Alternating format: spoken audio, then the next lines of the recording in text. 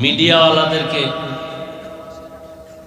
বারবার বলি, আমরা যে বয়ান করি খেয়াল করবা,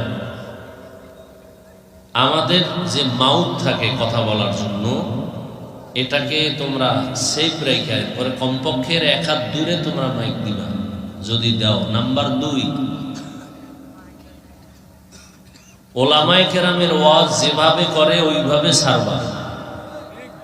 যেমন আমি সূরা বাকারার প্রথম আয়াত আলিফ লাম দিয়ে বয়ান শুরু করছি, বাস এত তারিখে এই আয়াতের উপরে বয়ান করছেন অমুক, আর কিছু মিথ্যা বা মানুষের মন আকৃষ্ট করার জন্য উল্টাপাল্টা কিছু লেখবা না, এতে আল্লাহ অখুশি হবে। আর আল্লাহ বেজার হলে ওই উপার্জন তোমার জন্য গজব হয়ে আসবে, নেয়ামত হয়ে আসবে না।